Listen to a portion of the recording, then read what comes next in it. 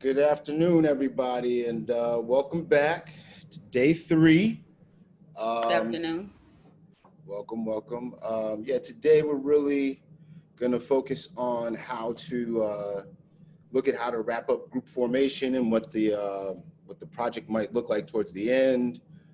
As we said yesterday, the whole team is on here today, so we can try and help answer any questions you might have. About how this might look throughout the summer. We're going to show you some sample sessions, show you kind of a day in the life of what this might look like, and really talk about how to kind of build a schedule around this stuff to try and help it make a little more sense to you. So today I'm joined by a few of my colleagues as usual. Today we have Tyler McCormick with us. Yeah. We have our Executive Director Sabrina Evans-Ellis with us. Pardis Powell-McGoy and Shaylan Thomas is with us. So today's agenda, we're going to do a quick icebreaker. It's called Who Done It? And then we're going to go into some breakout rooms and discuss some things around around facilitation and instruction, and really make sure we're grounded and understand those concepts. We're going to talk about endings and what that should look like, especially in this virtual setting. We're going to look at the facilitator's guide and some sample sessions. We're going to look at scope and sequence, which will lead us into the day in life of and what this kind of will look like in action for you guys. And then we'll wrap it up and close out with Q&A, and hopefully we can answer whatever questions you might have. So is that good for everybody? Good. All right. Yeah. So we're going to review our norms. We focus on what we're doing here. We try not to multitask. We create and use an order for responding and making sure everybody has a chance to speak. We do our best to find a quiet space to participate. We speak up so we can be heard. We really want to hear your voices. We use the raise your hand function or the chat function when needed to. And as usual, we appreciate seeing your faces, and definitely, when we do some of this content stuff, let's try and have some fun today, okay? So as usual, so before we move forward, does anybody want to add any norms to this? We good with the norms? Good. All right, so we're going to jump into our first activity for the day. So I'm about to show you a video. Okay, and what I want you to do is I want you to pay really close attention to this video. I mean, if you've got your cell phone in your hand, you're trying to make 4th of July plans, put it down for like a minute and a half, okay? If you've got some emails that are just burning that you want to respond to, stop it, all right? So I'm gonna play this video for you, and I want you to really pay attention to the details, see if you notice anything that happens in the video, okay? And just so you know, I'm gonna allow you to see this more than once, okay? But that first look, really want people to pay attention, okay? Everybody got their other devices down, distractions, no kids in the background, nobody else distracting you, okay? All right.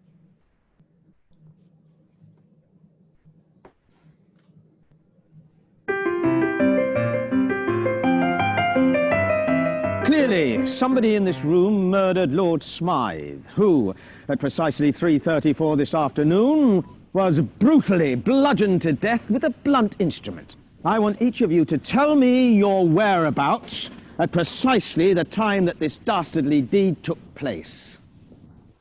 I was polishing the brass in the master bedroom. I was buttering his lordship's scones below stairs, sir. Why, I was planting my petunias in the potting shed. Constable, arrest Lady Smythe. But how did you know? Madam, as any horticulturist will tell you, one does not plant petunias until May is out. Take her away. That's right, madam. It's just a matter of observation. The real question is, how observant were you? Okay, so unmute yourselves. Talk to me. Did anybody notice anything in that video? It's the man in the armor. It's the man in the armor. Okay, what about the man in the armor? Anybody notice anything about It the moved. man? Moved around. Yeah. Ready to go. I noticed that. Where'd the man in the armor go? Anybody notice any changes? The clock on the floor. What was that? What was that, Steve? The clock on the floor. Right Okay, by his what feet. about the clock on the floor, Steve? I don't remember it being a clock at the beginning. It was, I can't tell you what it was the first time, but I know it wasn't a clock. It was a darker color wood. Okay. It may have been a clock, but I know that changed. So something about the clock changed. We noticed something about the man in the armor. What about Anything else? the grizzly bear? What about the grizzly bear, Steve? I was just trying to figure out why he was there. Okay. So there was a grizzly bear. Big old bear. Okay. Okay. Anybody else notice anything? I think the maid. What about Because the she maid? looked up as she was trying to create her story. So I don't. No. So you think maybe she's the guilty one? Yeah. So you're looking for guilt. I'm just looking at body language. So she looked up as she was trying. It was, to me, it just felt like she was just trying to create something. So I'm gonna play it one more time, okay? So now everybody understands some things are shifting, some things are changing, all right? So now look for some of the changes, all right? Everybody focused. All right, Brittany looks focused. All right. Well, I did not see any of those things. So now I'm really trying. All right, here we go.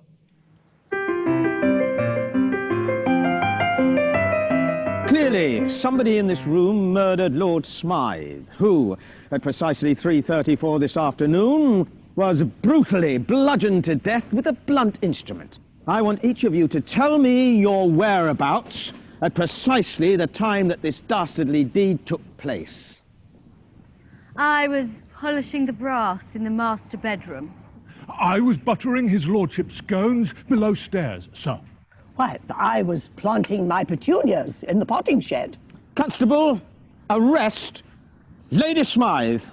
But how did you know? Madam, as any horticulturist will tell you, one does not plant petunias until May is out. Take her away.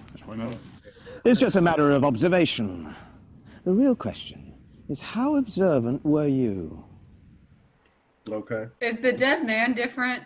He's different. He has glasses on. He Yeah, has, he's changed. yeah. Oh, now everybody. Oh, That little tin All man right. thing. All right. Time out. So to be fair, this is the first time that I'm facilitating this activity virtually. I've done this several times in rooms with people, but never virtually, okay? So we need some sort of order to this, okay? We agreed to it in the norms, okay? We agreed to it in the norms. All right, so Monique, okay, Brittany, I saw you raise your hand. The bear changed into a suit of armor. Okay. And did the deer on the wall change to an antelope? Okay. Or did I make that up? Did You that did happen? not make that up. Okay. And then it looked like there used to be a silver candlestick, and then it changed like a different kind of decoration on the fireplace. Okay. Where did yes. Mika. That whole corner changed. It was a long piece of artwork, and then it changed into Abraham Lincoln and all of that, tables and everything, and his jacket changed. Okay, his jacket changed. Yeah. A bunch of the How artwork I changed. see all this. Okay, Yeah. a bunch of the artwork, yes. Antoinette. The butler, he had a rolling pin, like a Okay. baking, and then Yeah. that changed to, yeah. Candlestick. Okay, Okay. candelabra, yeah. All right. Anybody else see anything? What else we got? You see what it says, that there were 21 changes. Yes, Donna. What you got for me? At first, she didn't have none in her flower pot. She had some in her flower pot. The Mm, flower pot was empty. Then there was something in the flower pot. something about the flower pot changed. Yes, Bethany. So the flower pot was bigger, like when the Yes. There we go. There we go. But it was empty too, and then there was something inside it. It was Okay. empty at first. All right. Okay. Anybody else? And the Yes, clock changed Carlos, on the what we got, floor. Carlos. I was just about to say the clock did change. It was white, I think, or it was brown initially, then it became white. It's an entirely different clock. Yeah. Okay. Yeah, Yep. Different clock. All right, we got about like a quarter of them, a third of them so far. Yes, Carolyn, what do we got? Was the 10, was that little 10 thing? I don't know what you want to call him. I want to call him 10 Man, but was he always there? No. Okay. Yes. Monique, what do you got? I saw your hand raised. No, was the flower pot, was it turned upside down when she was arrested? No, they just changed size. Changed, okay. Size. Okay, Yeah. the flower pot, Yeah. okay. Yeah. All right. So we're going to watch it one last time, all right? We're going to watch it all the way through so you get to see all the changes, all right?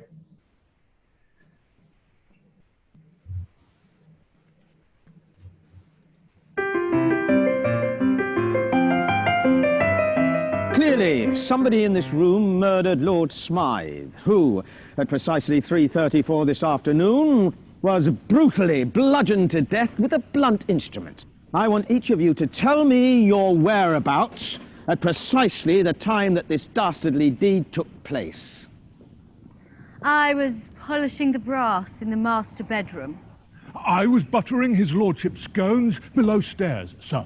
Why, I was planting my petunias in the potting shed. Constable, arrest Lady Smythe. But how did you know? Madam, as any horticulturist will tell you, one does not plant petunias until May is out. Take her away. Why, madam? It's just a matter of observation. The real question is, how observant were you?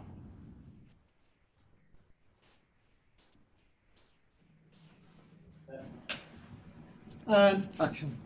Clearly, somebody in this room murdered Lord Smythe, who, at precisely 3:34 this afternoon, was brutally bludgeoned to death with a blunt instrument. I want each of you to tell me your whereabouts at precisely the time that this dastardly deed took place. I was polishing the brass in the master bedroom. I was buttering his lordship's scones below stairs, sir.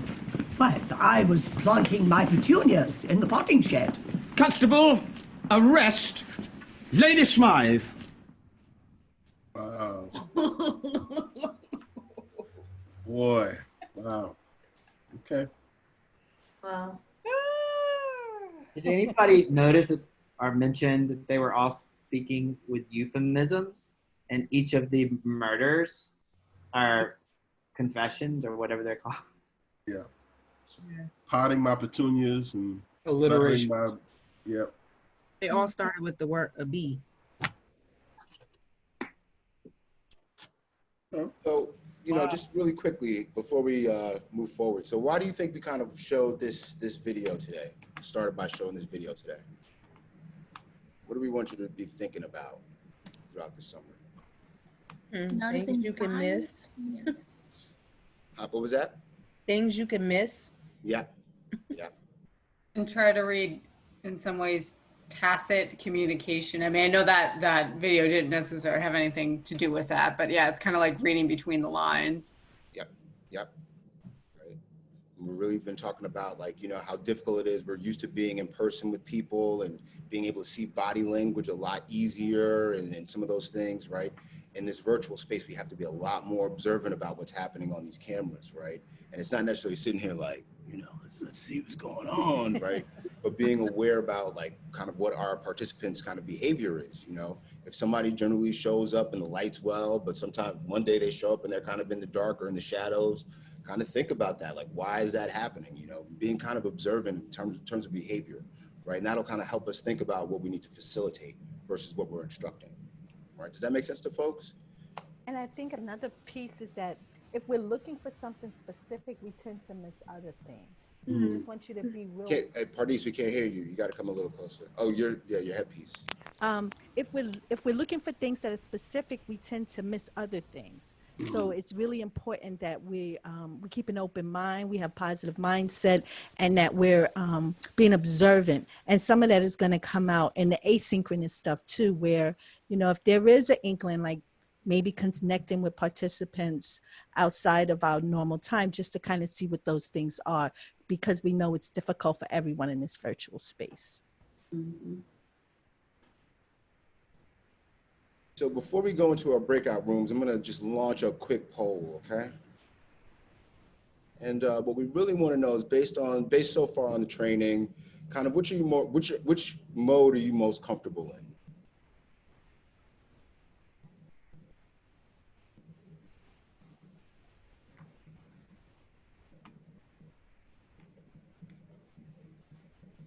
Both.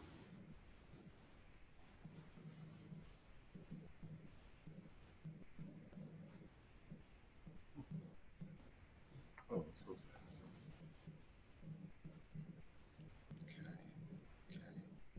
All right, that's everybody. That was quick, guys. Y'all were quick. So I'm going to end the poll up. I think that's everybody. Yeah. So let's share the results. So everybody can see the results, eh? So I see a lot of folks are comfortable with both, and facilitation is definitely a strength.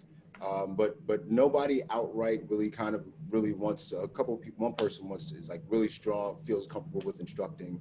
So we're going to go into our breakout rooms in a second, and we're going to talk about kind of the differences between the two, how to use the two, when to use the two, and just talk about why folks feel comfortable doing one more than the other. Okay. So we're going to spend about 7 minutes or so in the breakout rooms. Hit it, Shay.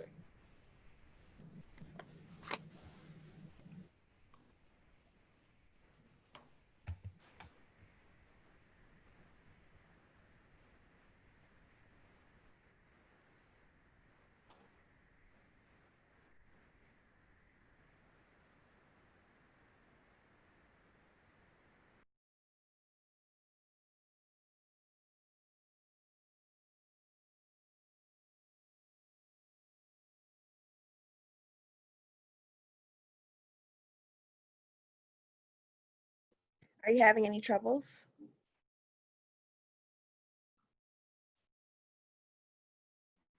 Yeah, I'm actually working on something for the next session with Cleveland from Hats and Ladder, so I have to bow out. Okay, no problem.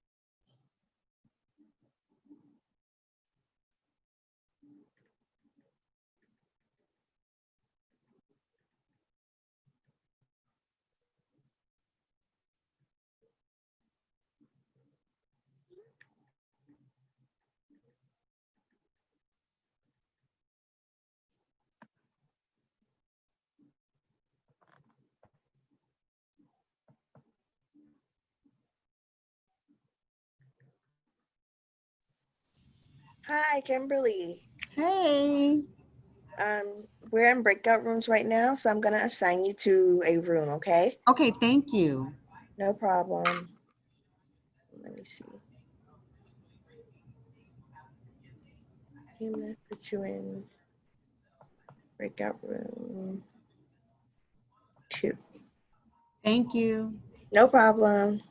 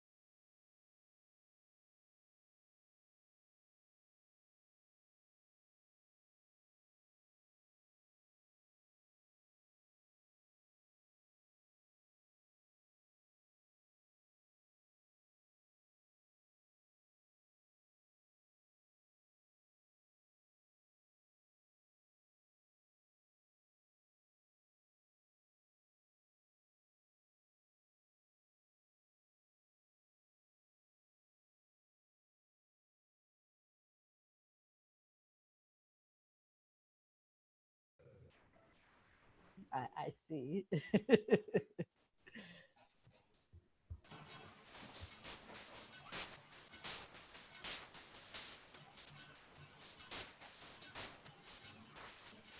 That music?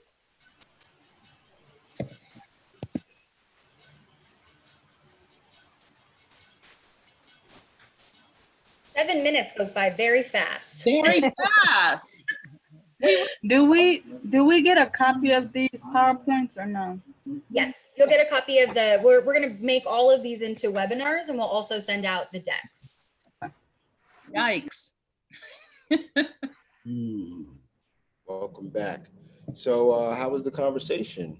What did we learn? What did we learn in our breakout rooms? So we were in room 1. We had a fabulous group of young women, and Mika is going to report back for us. Oh, look at that. Wow. Oh, I'm not even on mute. Y'all are being dangerous.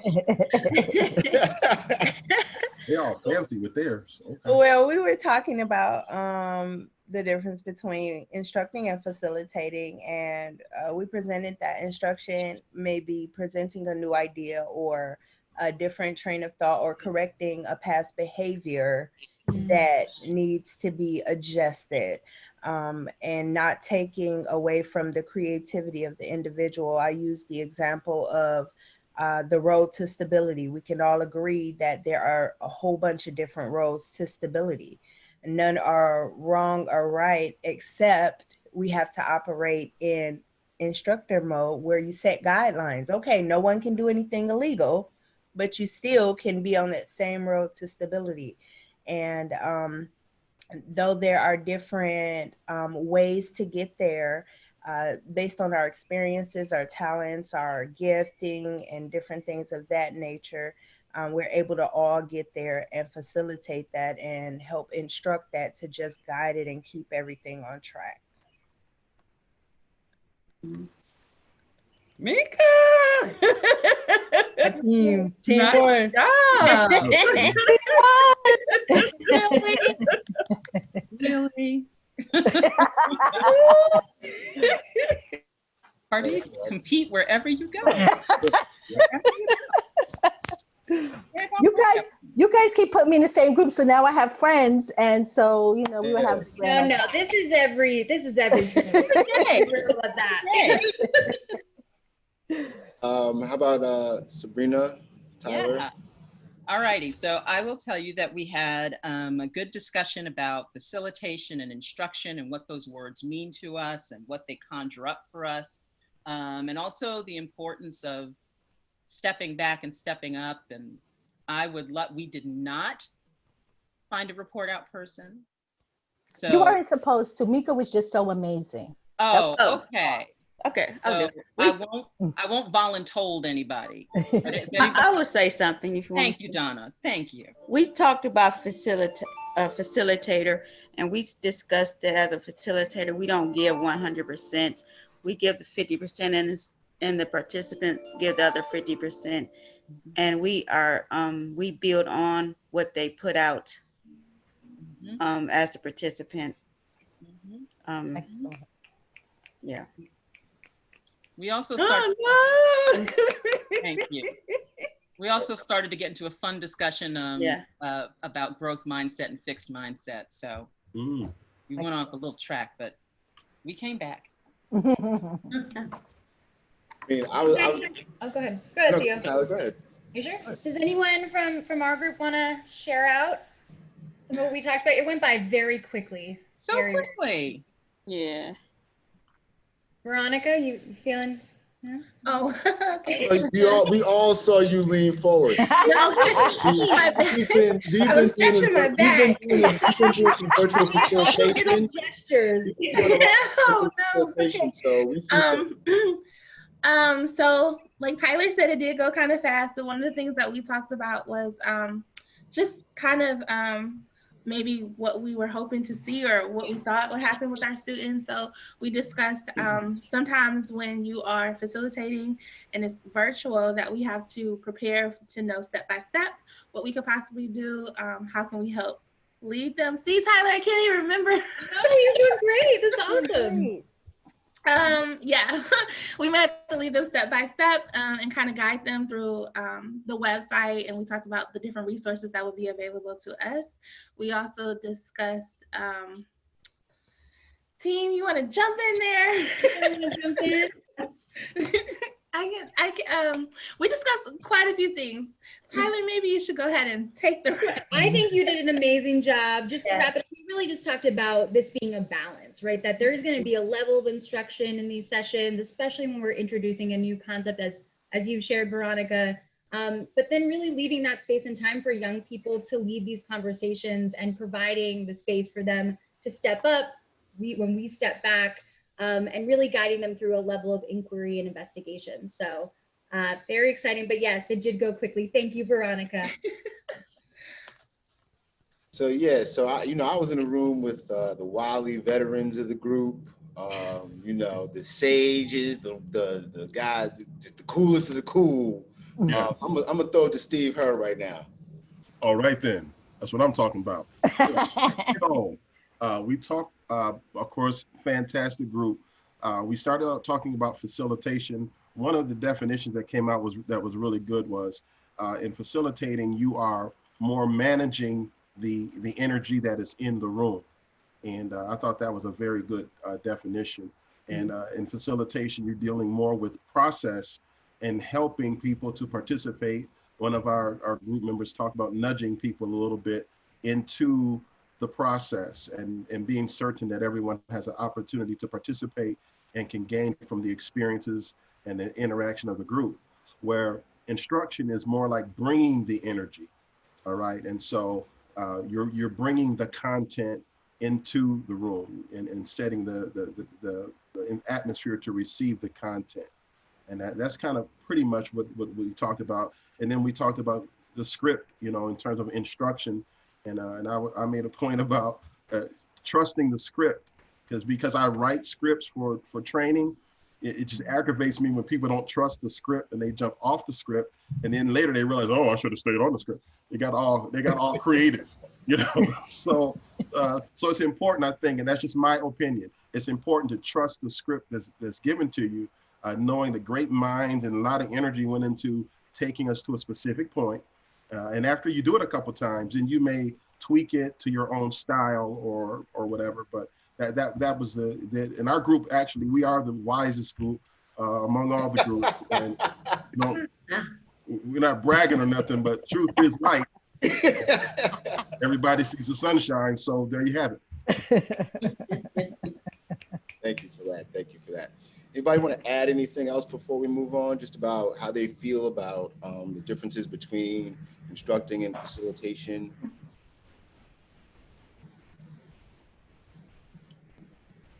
One of the things that I was also talking about in terms of the buy-in of the program is, it's a lottery system as well. And sometimes, especially like even here in New York City, we have the same situation where it might not be that young person that gets on and fills out that application. It's their parent or their caregiver or their partner organization. And now somebody's telling them, you got to log in every day and you got to do this every day. And they're like, but I didn't sign up for this. And they're like, but I signed you up for this. So really making sure that you kind of facilitate that buy-in and spend some time and not assuming that everybody that's there is there because they want to be there. So I'm going to go back to my share screen.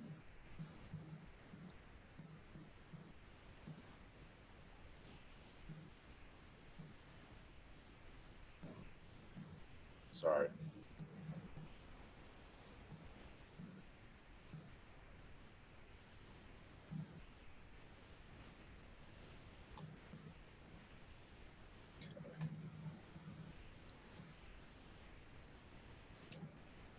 So, in our ideas around group formation, beginnings, middles, and endings, again, to recap, we talked about beginnings, that was our engaged stage, right? We were engaging young people. We were helping them to make connections with us, but also make connections with each other. In middles, we talked about how the group is moving towards interdependence. And while in beginnings, they're looking to us for most of the guidance, in middles, they're ready to take on some things themselves. We might be able to push a little bit more, to add a little bit more content. And they're also in a place where they're, ready for tasks and ready to work both with the group and independently. Now we're on to endings. And for project-based learning, endings is twofold. There's this idea of we want to celebrate our young people, but there's also going to be a project. And so in your facilitator guide, there's going to be some guidance around some decisions that you're going to have to make with them so that endings can be successful. Now, one of the things that I always say, endings are hard for folks, right? And sometimes people don't show up for endings the way they should, just because it's hard. And understanding that, and for one thing, not taking it personally, knowing that it just is what it is. There's a range of emotions that they're going through, but also understanding that they may want to continue to meet. And so part of your task might be ending the group as it is, but understanding that and explain to them that it might have new life elsewhere. They've made relationships that they can continue, so it's not the end.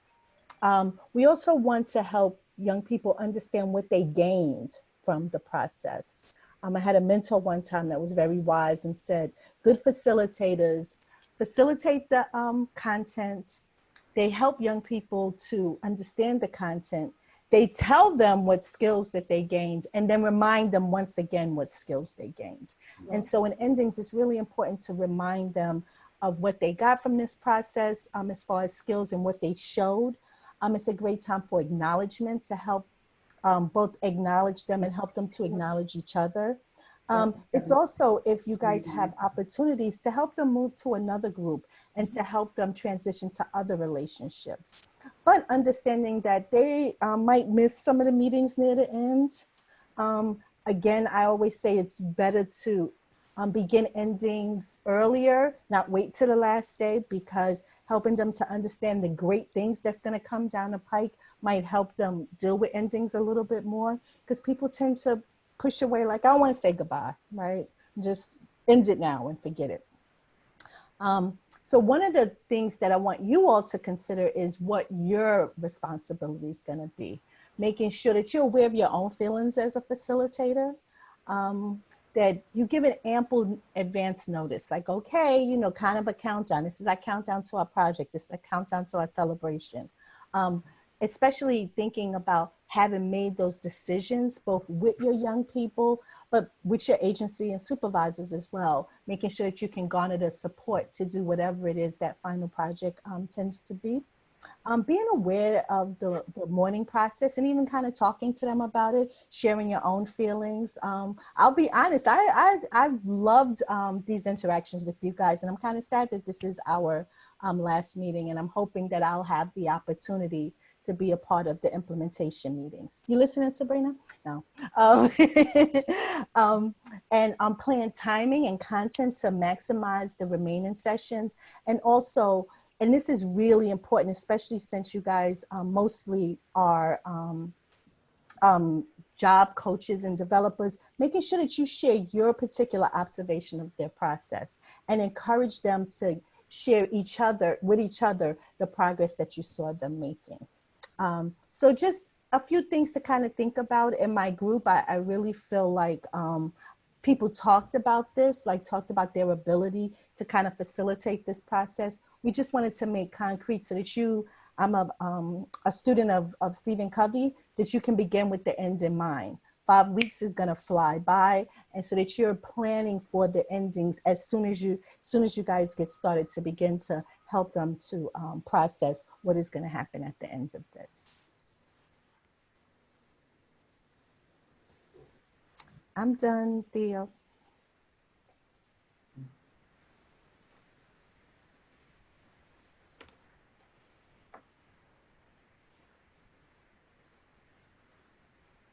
Sabrina, you're going to start with this? Yes, so what we're going to do is we're going to transition. Yes, sorry, she's muted. She's muted. You're muted. Okay, thank you. I was queuing up before we begin to talk about how the curriculum works. There were a lot of questions in our group about what was in the facilitator guide. So actually I decided to pull up the table of contents before parties called me out. I was pulling up the table of contents so that you would have that information. So what we are doing is providing you with more information that you'll ever need, but it's really also designed to not only be a facilitator guide, but a resource guide for you. What we'll begin with, and I did this earlier, I forgot to share my screen. I'm talking about it like you can see it. Is that we'll begin with just some foundational practices in youth development and in facilitation. It's not something you need to spend a whole lot of time trying to resolve. We really have it there primarily as a resource for you so that in case you say, you know, I feel like I'm not connecting with the young people, or I feel like I didn't do that debrief well, you'll be able to go into that part of the document and have that resource available to you. And sometimes in our implementation coaching sessions, we might refer you, go back and read about the experiential learning cycle in the foundational practices, and that might help. We're also going to talk about curriculum design. You'll see the overview, the model components, and the scope and sequence. We'll do a little bit of a project-based learning 101, some information about virtual facilitation. The curriculum itself is really a list of suggested activities. So Steve, I agree with you that sometimes it's better if you just stick to the script, but in project-based learning, the script is really half determined by the young people. So what we're gonna provide you with is a framing and how you can set them up and structure them for success. And we're following the phases that we've spoken about, the modules of engage, investigate, and act. So why don't we go through that first, and then we'll come back to, Sophia, if you can put back the slide that we had up before, and Pardis will walk us through engage and investigate, and then I'll come back and talk to you about act and give you a quick sample of the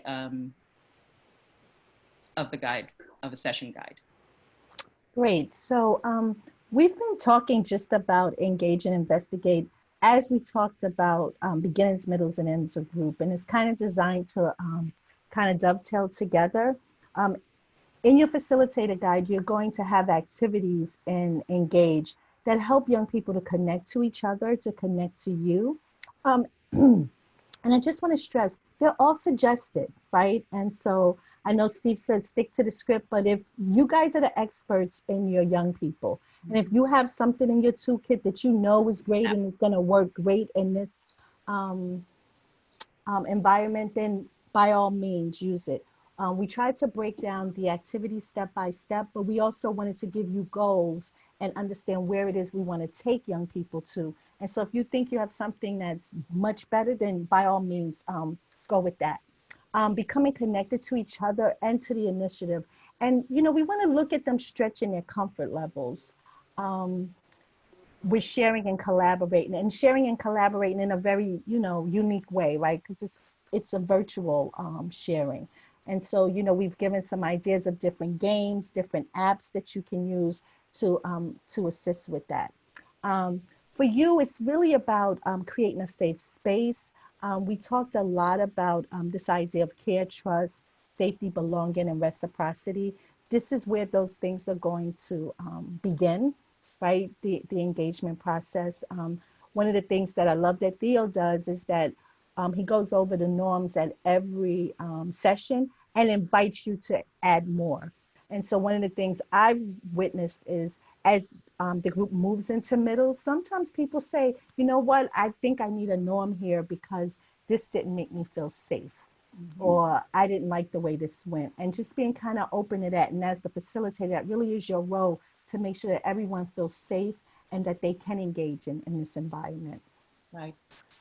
Investigate is really designed to help them plan their project. We want to focus on it being youth-driven and in its authenticity, and that there's active participation with young people, that they have opportunities to explore, to research, to investigate, and also that they can speak frankly about problems and issues and challenges that they're seeing in their community and ways that they might want to improve it. So it's really designed for those things to happen. Our job is to provide guidance and structure. And we're number one group. You know, I'm not saying that, you know, Steve was saying his group was the best, but we were number one.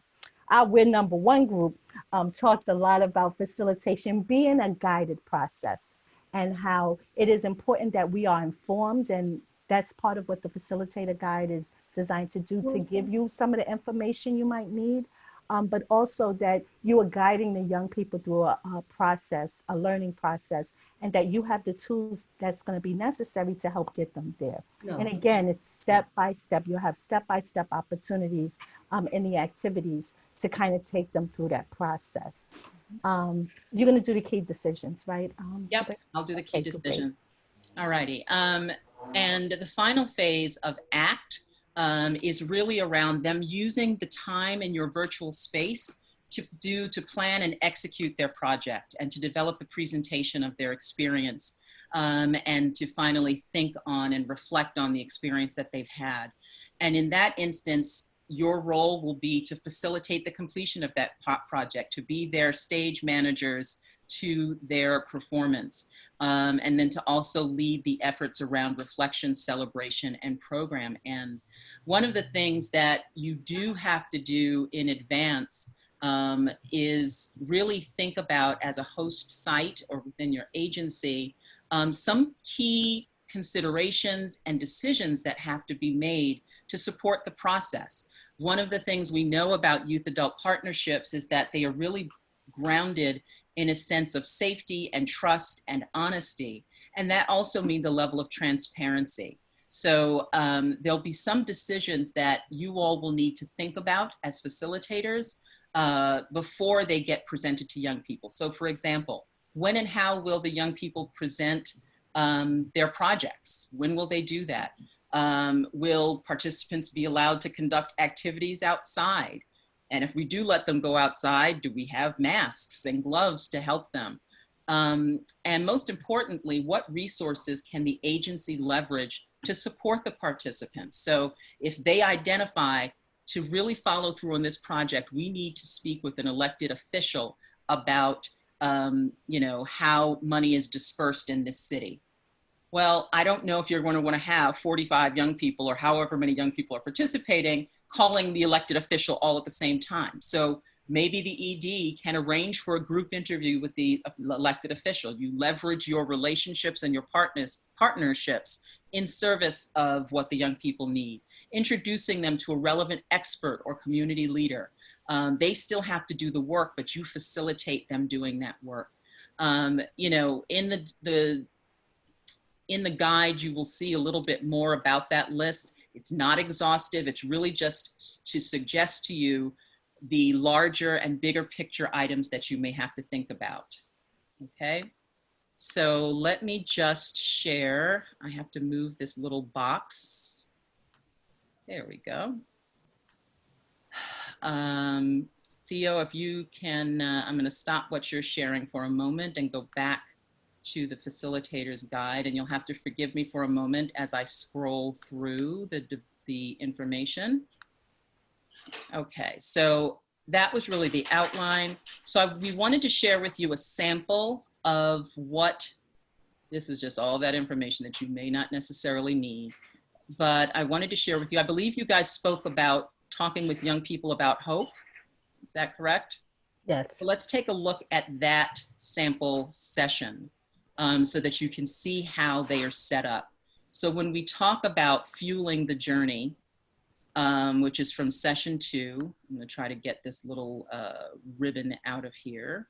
Can't get it out, won't waste time. You'll see that every session starts with a charge. And this is really about, in real time, just regular language, this is what you're supposed to be doing. This, if you walk out of this session having done this, it was successful. So in this instance, your primary goal is to give them a space to debrief their experience of focusing on hope, which they will have done on their asynchronous learning. You'll also notice at the top that we always tell you what module you're in, what the theme is for your session, and the number. We also have the estimated time. As we go through and as you move through the different phases, that time may increase just because young people will also be using that space to work.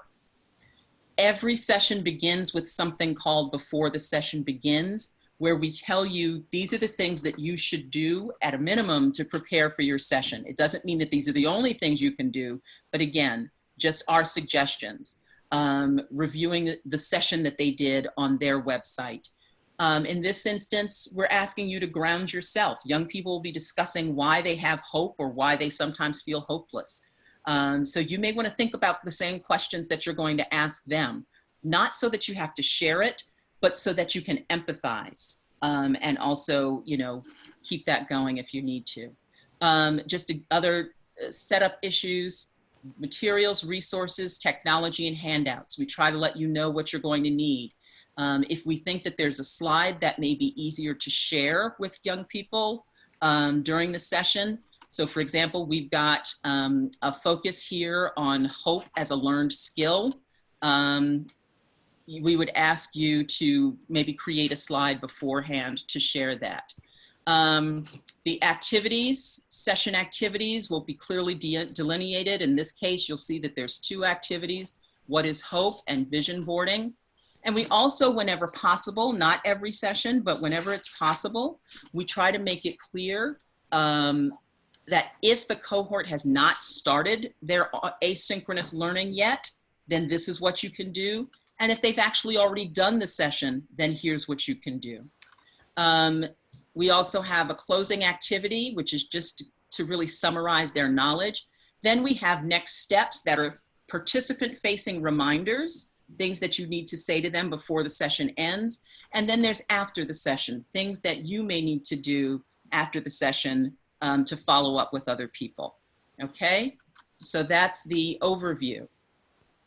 And one more thing, I'm not sure of the platform that you all will be using, but when I'm hoping that you guys will be able to get breakout rooms. A lot of the stuff we designed for young people to do some stuff in small group. I guess we can work in big group, it'll make it easier. But I just wanted to let you know that, you know, I don't want you to be frustrated if you can't, because a lot of the stuff we're asking for small groups, just because, you know, you guys all know that young people work better that way. And everyone doesn't talk in a large group. Yeah, so if I can make a comment on that, there will be 5 different Zoom rooms, and from that, they'll be able to make breakout sessions. So there will be opportunity to make small groups. Thank you, Ivan. We missed you in our group today. Hey, look, I need He was in my group. I had him. Okay. Awesome. So we started talking a little bit yesterday about scope and sequence, and also started referencing the Google Classroom. And I realized that, you know, talking about things and not being able to see them feels very abstract. So we're gonna dig into this a little bit more today, but then you'll have time to explore the classroom tomorrow. So I'm gonna just share my screen as well. And I'm gonna pull up, can everybody see, it says SYP Summer 2020, the scope and sequence? Yes. Awesome. So you'll have a copy of this. It's embedded in the facilitator guide, but we'll also have it in the Google Classroom. But this really is a roadmap for the whole summer that shows how you're gonna be moving through project-based learning, and also the Hats and Ladders app. And at any point, Scott or Tim, you feel free to jump in. So for week 1, you'll see that we've outlined which sessions that young people will be doing using the website, and how those sessions break down based on hours. So the self-guided, for at least like setting the stage, is an hour, and then it increases from session 1 all the way to session 15 to 3 hours. So every time a young person does a session, they go into the website, they look at the portfolio steps. There's 3 steps for each session, and each one adds up to about an hour. So this really builds the bulk of their time. And then the facilitated sessions that Sabrina just shared are about an hour. And then as you move through the scope and sequence, you'll see we get into week 2, the investigation stage. Those facilitated sessions actually increase to 90 minutes. So that's on the PBL side. What we also have here are all the Hats and Ladders ladder courses and additional lessons and resources that are available, as well as a breakdown of the hours here. Scott, do you want to speak to anything here, Scott or Tammy, with the Hats and Ladders content? No, I think that once you guys refer back to our original trainings, the app part at the top of each one of these weeks will seem really clear. And when you see it in your Google Classroom, the same goes for the lessons and the resources. I think when you see that in the Google Classroom, it'll make a little bit more sense for you. Great, thank you, Scott. And here, so you'll also notice we have some of this highlighted in green as well with the Hats and Ladders. The green indicates any of the programs that are operating for 15 hours a week. And then for folks who are doing, or 15 hours, excuse me, and the folks that are doing 30 hours, you would go through all of this.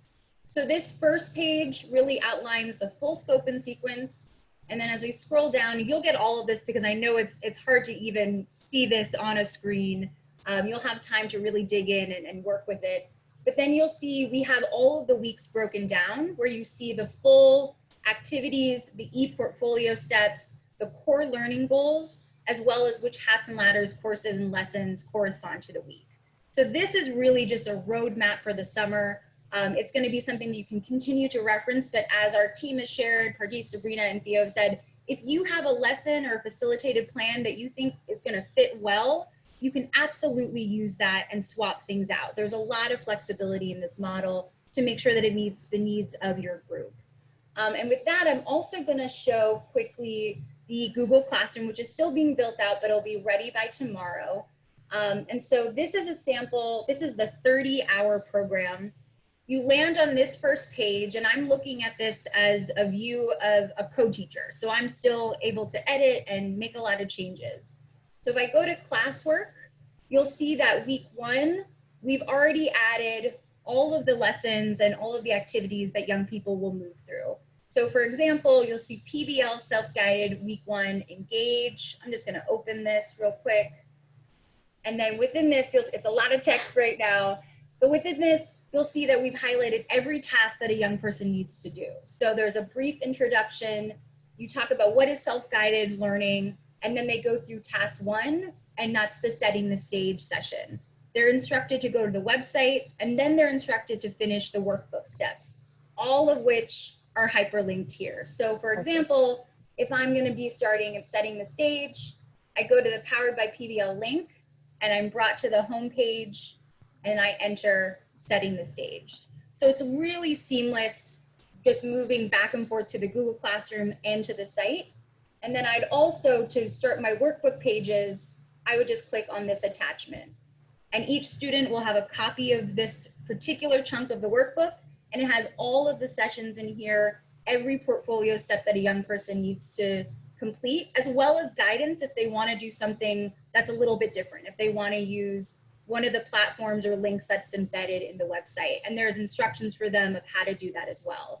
So everything will live in here. But once these classrooms are copied, again, you can curate them and change them. You can make them a little bit more visually interesting, but really just build them out to make sure that you can move through a successful summer. So I'm going to close these. Actually, Theo, if you want to bring back the PowerPoint, I can go through the day in the life. Are the participants able to, are they able to, what's the word I'm looking for, answer those questions on the computer, or do they have to print it out, answer it in pencil, then give it to you? Yeah, that's a great question. They can do everything via the Google Classroom, so it'll be in Google Docs, and they can just type it in. But if they decide, you know, I want to do a full vision board, they could always take a picture of that and upload that. Or if they decide I want to use a platform like Canva and create something visually interesting and use some infographics, they could do that as well, and then they just upload it.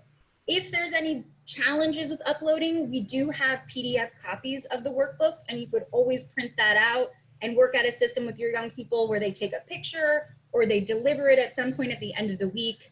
They're always making sure that we're really thinking about equity and access. And I know I've heard from Brittany and Eric that the Wi-Fi is not great everywhere in Cleveland. So if there are times when that's interrupted, it's really just those touch points that are going to allow folks to know what can their young people do and what do they need a little bit more support around. But thank you. That's a great question.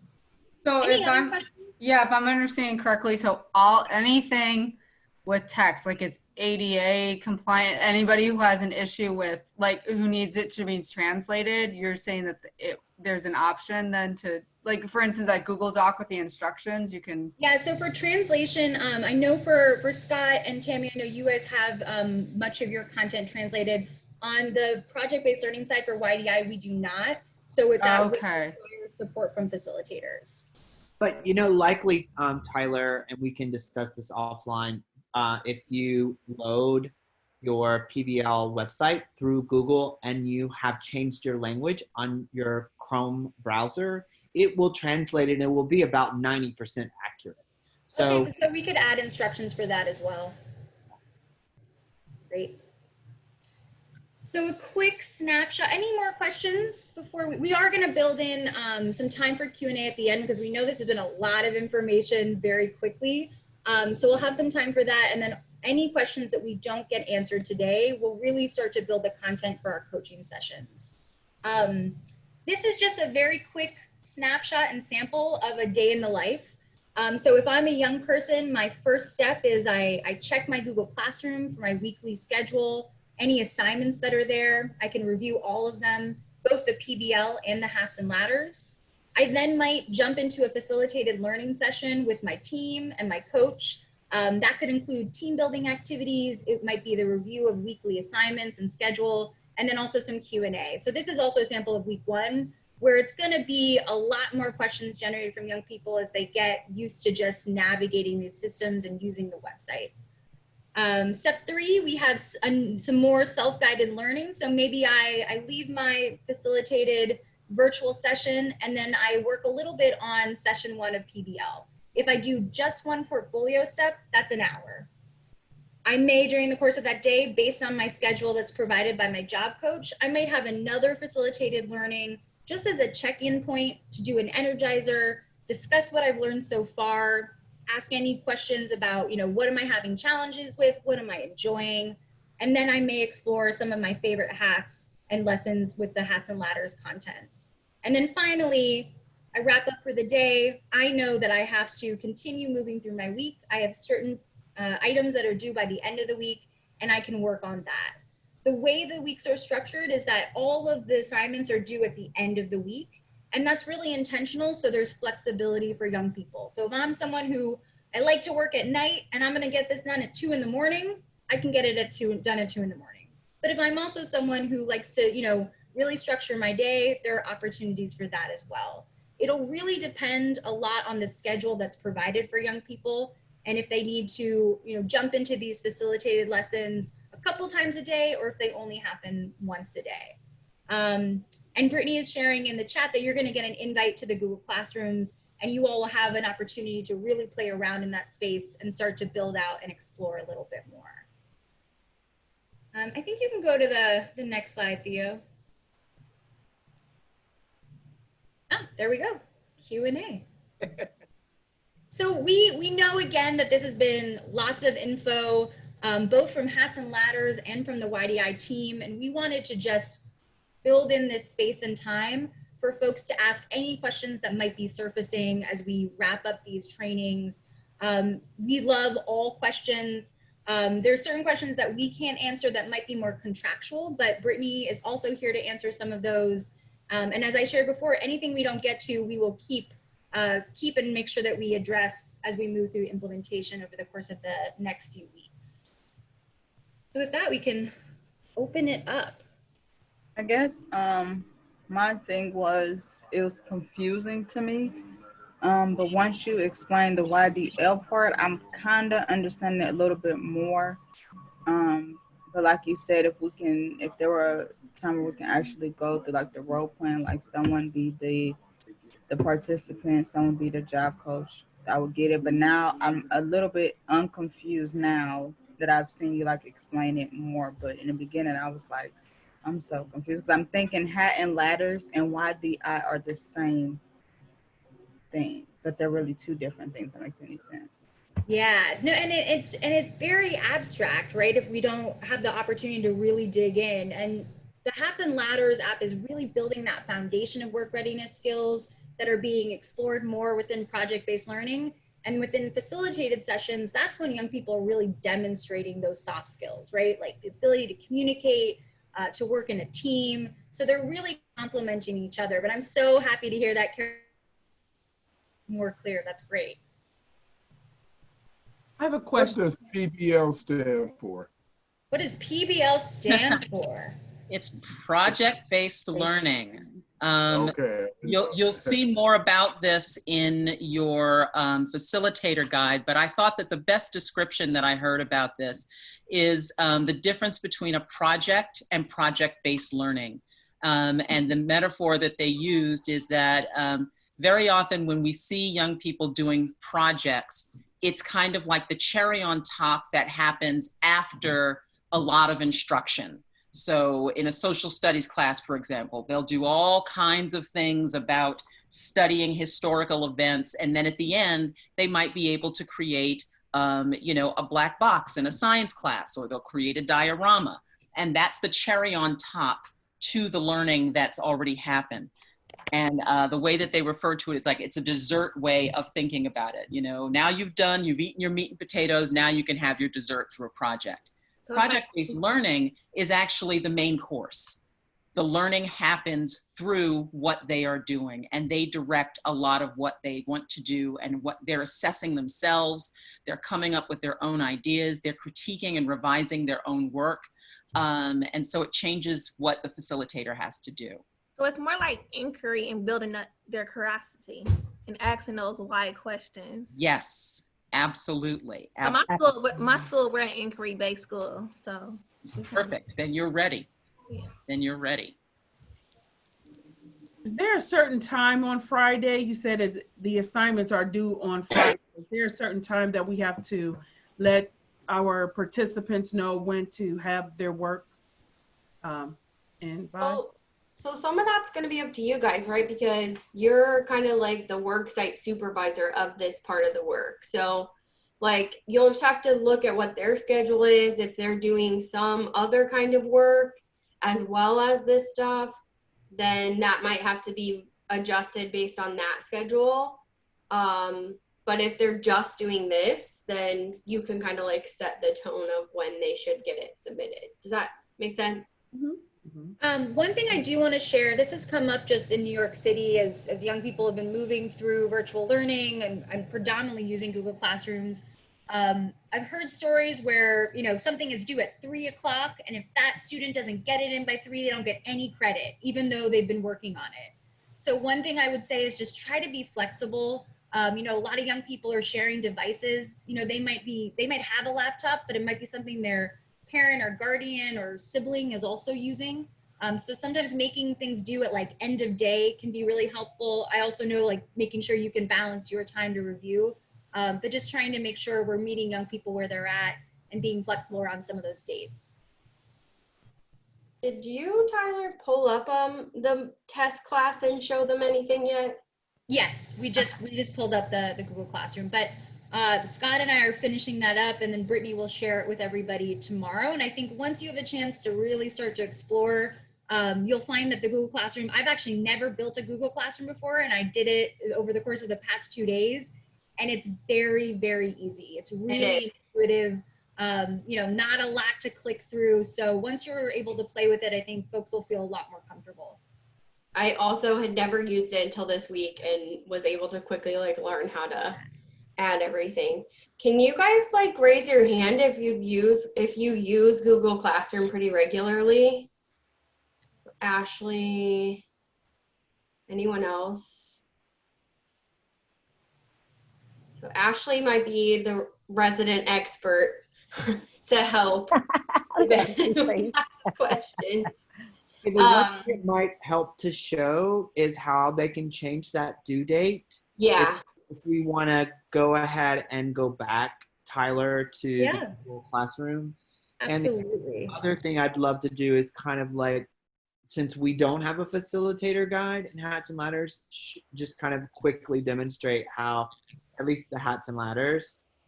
Yep, no problem. So going back to the class, I'm going to get out of the assignment. So we're here right now. This is all in draft form. So if you look here, I'm again just going to click on this is well, actually, Scott, why don't we should I do one of yours and then you can walk through that? Yeah, if you do actually go to the top, because I published one on purpose. The one that's great. Yeah, this one. Okay. So this is what's going to be a little bit confusing, Brittany, because you have two start dates, right? So we will see how if you go into the edit mode. Yeah, let me go so you can see it a little bit bigger. On the far right, you can change the due date where she's scrolling right now. And so that's all you would do is just change the due date to your due date. And we'll self-populate these with a due date based on like kind of approximately Friday at 5 p.m. But this is where you will have the luxury of changing when that due date is for you. And you'll see that it's the way that this is laid out here within Hats and Ladders, it's also mirrored in PBL. So we try to keep a very consistent structure. So Scott, do you want to go through these? Yeah, if you close this one, if you don't mind, and I'll go through kind of how you had done the day in the life or the typical thing, and I'll do the kind of the same thing on the Hats and Ladders side. Click into the one right above it that says app. This one? Yep. Yeah. Okay. So when the youth go here, this is everything that they need to do in the app. This does not involve you at all, really, except just to be there and support them and be able to, help answer questions and so forth. So they can all do this on their own. And we provide resources that go with this, and they're attached to this Google Classroom. So now if you close this one, and every week has the same self-guided thing. Then you want to go? I've also included a companion facilitator material, which the youth read, and they understand that either you'll be working with them to discuss the topics here, and there's either nothing to turn in, or if there's a handout that goes along with it, they'll see that we have this little block writing that says handout, and they will complete the handout, which is attached to this. And when they complete it, it will save into their classroom Google Drive, and it will have their name on it. So you'll see who they are, whose document it is. And then once you all have access to the classroom, you can create any additional assignment you want. So you just click here. You could do assignments. You could do a quiz assignment, question, materials. I'm just going to click on assignment quickly. I could put my title here, any instructions, again, add the due date if I want. I could add some points to this. I could add a rubric if I'd like. And then you can add any files that are either in your Google Drive. You can add a hyperlink to something. You can add a YouTube video, or you can create something that's original. So it could be a Google Doc, it could be a slide, sheets, a drawing, forms. This also allows young people, as they're exploring all these things, to really understand how to use the functions of a Google Suite, which, as we know, in terms of work and skills that are really needed sort of in a post-COVID world, this is going to be really helpful to learn how to navigate. Anything else you want to show in here, Scott or Tammy? Or Brittany? Can you show how there's like the 3 types of classes? Sure. I only have this. Oh, you only have the 2. Yeah. So, but what you'll share if you want. Is that at the very top, when you get access, it'll show whether it's the full-time program with the 30 hours or the 15-hour program. And then within our content, we've made adjustments to that. So if you're in the 15 hours, you'll only have the content that's associated with that. If you're in the 30, you'll get all of it. And can you show like the additional activities too on this one? Let's see where it's all topics. Oh, let me. Yeah. Yeah. So here, if you guys, like if they fly through something or you want to add something else, these are all just drafted activities, and you could click on any one of them and say you're in week 1 and you want to assign that as well, then you can just go edit it and make it assigned. and then they'll see it in their list of coursework as well. So if you've got a group and they kind of like flew through everything, it's Friday morning, like you could pull some stuff. There's like a bunch of extra activities you can pull from there that they can work on. And you'll see how it has like a link for the form they use, the link for the quiz they'd take, and the link for the video they'd watch. So a lot that's already in here and a lot more that can be built out as well. So is this a requirement for all of our participants, or this is the one where we basically get to choose whether we want to use it or not, or is it a requirement for every So youth it's that's going part to of it? depend on what they have to, what other work they have to do. So if this is their only work site, then yeah, everything Right. that's Hats and Ladders and PBL is required. Right. If they are doing something that's like 15 hours-ish, but they need something to fill the other 15, then they're in the 15-hour classroom and they do everything that's required in there. Because that's how they're making up the rest of their time. Right. Okay. Because I do have one where it's like half they're going to be at the site, and then the other half they're going to be there. So then that's when this portion will come into play. Exactly. Okay. And then there's maybe, I don't know if there's any, is there anyone on DOW? No. So the DOW group, and there may be a few other of you guys that have like, mostly they're at work, but every week they might need 5 to 10 hours of stuff to do. There's an additional classroom that's just Hats and Ladders, self-guided stuff to make up that additional remaining time. So basically, like, this is your tool to make sure they get to their hours, like depending on what's going on with their work sites. And they have to get up to 30 hours, correct? Okay. That's what I was gonna ask. Thanks. Yeah, because we don't want to mess with their pay, right? Right, right. With it. Yeah. So the way this functions now is there's enough content in here for the full 30 hours or the full 15. But again, if you want to make adjustments, you can see that, you know, it's one of the self-guided activities is 3 hours. If you decide to take that out, you would just need to fill it with another 3 hours of activity. So you can make those adjustments as you move through the program. And is there any way you guys can show us how we can check our participants, I guess, progress? So because we don't have any students assigned now or student work yet, but what we can do, I think in a coaching session that comes up, you know, even next week, is start to explore that a little bit more. And there's a lot out there right now from Google in terms of tools and resources and videos of how to navigate this. And I can always add some of that also to the drive that can be helpful as you navigate. Can you show them where the drive is so they can see like there's other resources loaded in there? Or hold on, let me reshare. So if I'm here back again in the 30 full-time hour classroom, here's the class drive. And you'll see there's already been a ton of stuff added in here. Some of this is a PBL, some of it's Hats and Ladders, but it'll continue to be added to, and you can beef this up. You can add videos in here. Anything that you would put in a regular Google Drive can also live there. And for Hats and Ladders, all of the materials that are referenced here will appear in the week by week breakdown. So they won't necessarily have to go here, but they can also access this stuff from here. And that's also true for PBL. Everything that they have to work with is just attached to that week, but they could also go here if they want to do some more exploring. And when you guys get your own class, if there's other things you want to upload in here, so it's just like easy for you to manage, then you can do that just like you would a Google Drive. Absolutely. And I think as we move through the next 4 weeks, you know, definitely spend time sharing with each other. If you find a really great resource that you've just added to your classroom, or you facilitated a session with your young people and it went really well, it'd be a great opportunity to share it with the rest of the team, because this is going to be just, you know, a learning summer for everybody who's involved. So I have a question. I was gonna say, Bethany, I thought I saw you raise your Yeah. hand. Yeah.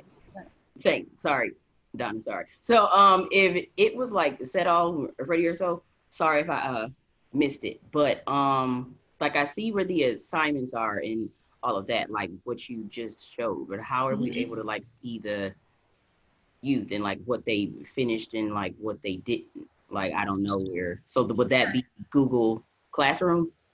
Yeah, it'll all be in the Google Classroom in terms of the PBL portfolio steps. And then Scott, do you want to speak to just the XP hours?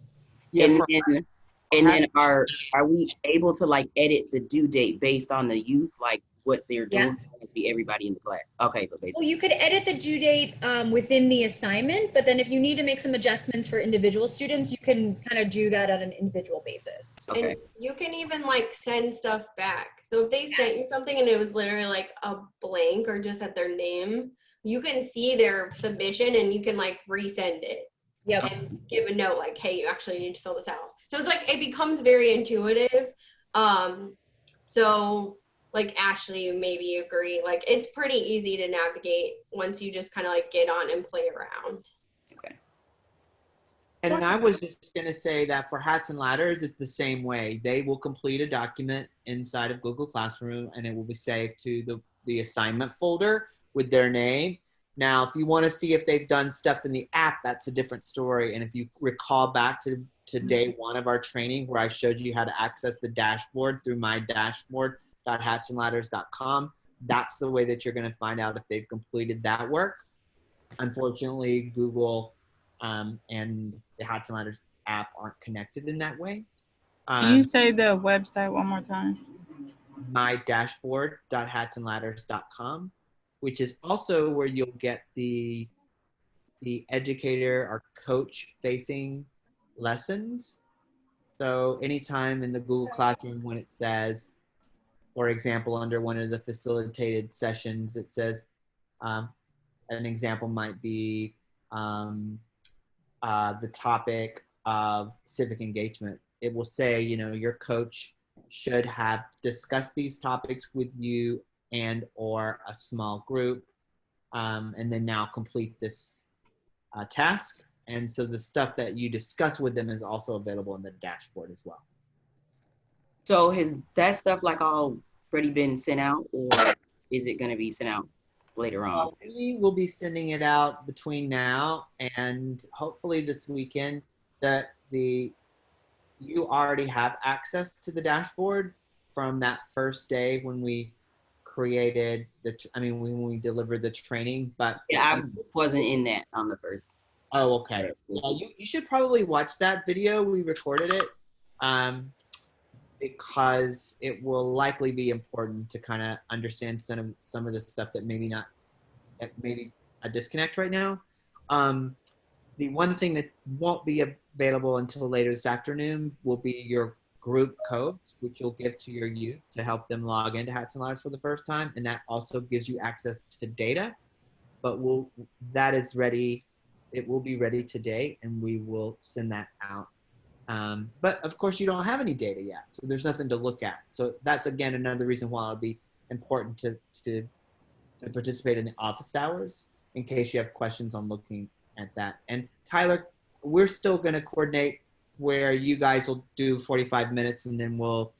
Yep. Yeah, so really actually starting next week, we'll always have sessions. Initially it was separate. We're going to do Hats and Ladders office hours and YDI was going to do our coaching sessions. We're going to combine forces because as these questions arise, they really, it's an integrated approach and program. So we're going to land on the date of those and a consistent day today, and then we'll send that out to everybody. But anytime these questions come up or anything that's, causing a barrier or some trouble, we'll use that time and space to really address those issues. And I just want to do a quick time check because I know everybody's been on Zoom for many hours and we want to honor your time. It's about 4 o'clock. So if there aren't additional questions in the moment, I think I'm going to toss it back to Theo to close I have us. one question. All right. Hello? Go ahead, Donna. And then I saw Camille, you have a hand, so we'll do a couple more. On one of the slides, you said you have the kid do an hour, then we come back in and do an hour with them, and then they do an hour and we do a follow-up hour. So what if we have like a combination of students, like we have kids on site, like we got to go on the site and see them, then we got kids in virtual. How does that work? So that's going to really require some, very consistent scheduling. So the sample I provided was just, you could do something like this. But once you have a sense of part of my cohort has working hours and I know they're working this time, another doesn't, it's going to just be building a schedule that really works for the whole team. But it's up to you. You can schedule this however, you see fit. And if you end up doing one schedule that ends up not necessarily working that first week, you could switch it up and change it for the next week. But it's going to be up to you guys to see what works best with your young people. And then also for you and your other job obligations. Okay. Yeah, great question. Thank you. Okay. Yeah. Yeah. So maybe I missed the first day when they went over hats and ladders, but the login and username that we use to get into the dashboard at dashboard.hatsandladders.com, is that the Google information, the Google Classroom information, or is there a separate login information entirely for that? Great question. So for Google Classroom, there's no login. You just go to the link that's right now embedded in the site, and then Brittany, I'll send you the separate link. But you don't have to log in. Your young people don't have to log in. You just go to that link. Scott, do you want to talk hats and ladders? Well, I think you, so you will have to log into Google Classroom because your Google Classroom. Oh, I'm sorry, Google Classroom. I'm the website. You don't need to log in. Apologies. Google Classroom, you do need to log in. So we don't have to log into the dashboard either? There's no separate login information for the Hats and Ladders login?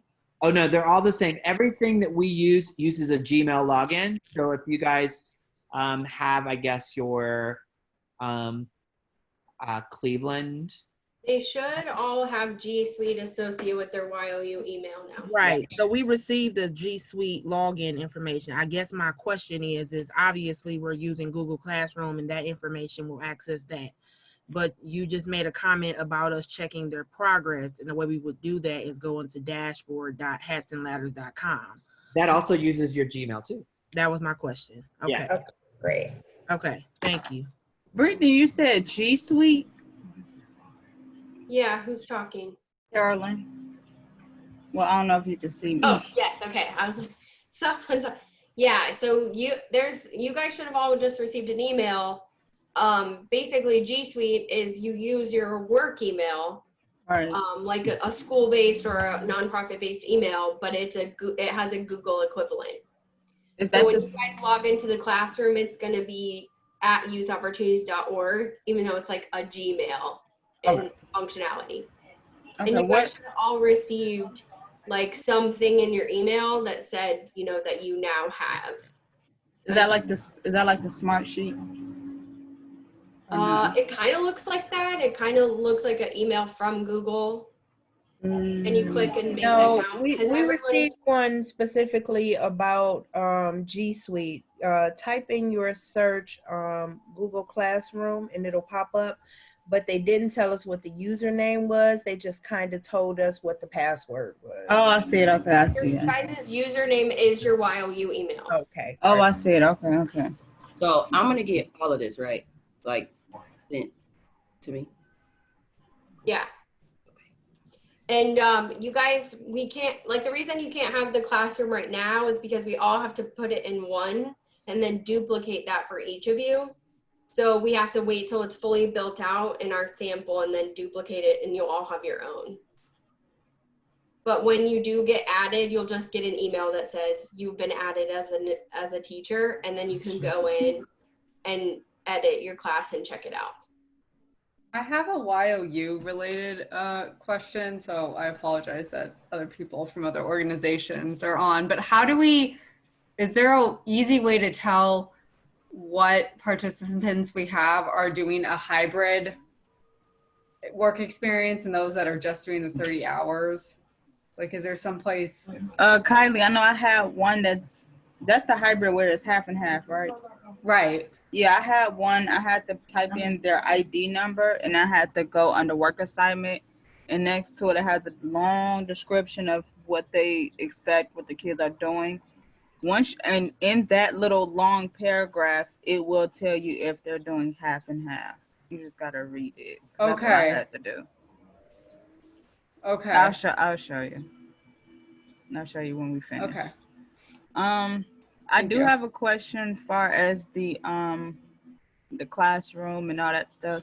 Do they have to go in the correct order, like week 1, 2, 3, 4, 5? Okay. Yeah, they especially for PBL as well. It's sequenced in such a way that it's going to build their skills and allow them to move through the project-based experience. Is there any way, I understand that, like, if you, okay, I'm just thinking about kids that take vacation or need time off, like say, so then they're working kind of with a group and they're behind 2 days. Is there any way, do they have to complete that? So they Those have other it in a week. They do it by weeks, not days. Yeah, so they have a full week to complete anything that is in that assignment. So they can do it ahead of time if they know like they're going to be to do it ahead camping, of time, and you could whatever, and don't have access to internet. Students and yeah, Okay. so I think there's enough flexibility that when those things arise, it'd just be a one-on-one with that particular participant. Okay. Yeah, and then Scott and Tyler, would you recommend they just not publish stuff before the week happens? Like keep it in draft form and then publish week 2 when week 2 comes? Well, I think that, Tyler, you mentioned that for you, it would be likely important for them to know what's coming, right? It was really for facilitators that it's important to see the full process. I think if you want to wait to publish that week 2, week 3 for your students, I think that's fine. Sometimes seeing all of that work up front can feel very overwhelming. So I think if that's something that you want to do and you want to wait, they finish week 1, then you publish week 2, I think that's absolutely fine. And I feel the same way. It's absolutely fine for me if you want to dribble them out. Mm-hmm. And to reiterate, you said for the PBL. PBL, you're throwing out all the acronyms, right? PBL, those are our sessions. So if they are, let's say they worked half at their site and then the other half is going to be online, that's when we do that 30 hours and 15 hour stuff, right? And it's all each hour. So the facilitated learning, so let's say that you're going to do a video conference like this and you're going to use the activities that are in the facilitator guide, that's about an hour of activity that's there. But within the website and the curriculum, every session is about 3 hours because they have 3 portfolio steps. They don't necessarily need to do all of that work in a single day, and they just have to finish it by the end of the week. So for example, in week 1, I'm doing basically setting the stage, which is a quick intro session, and then session 1 through 3. I just have to get through all of that work and those portfolio steps by the end of that week. So what happens once the participants turn in their assignments at the end of the week? So what happens afterwards? Like what are you all doing once you receive the assignments? I don't know if you covered that and I missed it, but I just want to know what happens after they turn in the work assignments. So you are receiving the assignments. Okay. You are the worksite supervisor. Okay. So it's you taking that and using it. Does that make sense? So like really start to wrap your head around like, this is like a worksite you guys are managing. Like a class. And you've got a lot of agency with that. Yeah. So Monique, I think that's a great question. This is really the framework, but you're going to fill that up. And then also I think using the assignments to see what's landing, right? What are young people really grasping and understanding and maybe excited about? And what are some areas where I know I got to hit this in the next facilitated session, maybe do a little bit more instruction because it's clear that this concept is a little foggy for folks. So it'll also be just a reference point for you to see what you need to focus on as you move through those weeks. What's weak and what's strong and okay. Yeah. You focus on that and okay. I got you. Right. That answers my question. So I'm cool. All right. Well, I'm glad this was an inquisitive group. Yeah,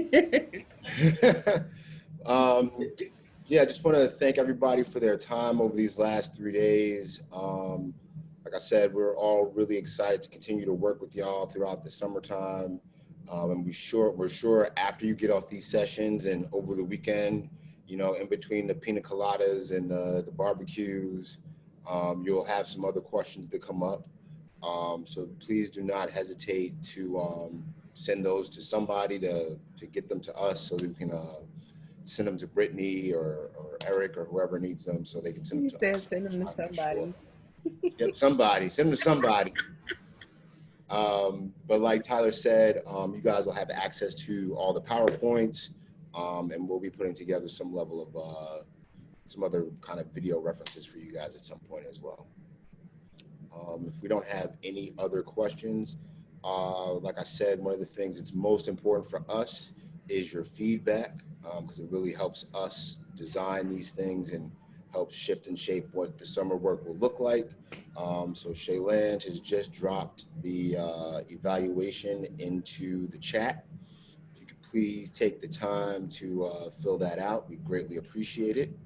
And from New York City to Cleveland, I'd like to say have a great summer. And we look forward to continuing to work with you guys, and we love your energy and we really appreciate you. Thank you. Thank you. Bye. Take care. Have a great holiday weekend. Bye, then, Kim. Thank you. Thank you. And then what do you have in hats and ladders? We could always stay on this call instead of going to the other one if that works for folks. Yes. Ivan, Kim, I just made you guys teachers in this test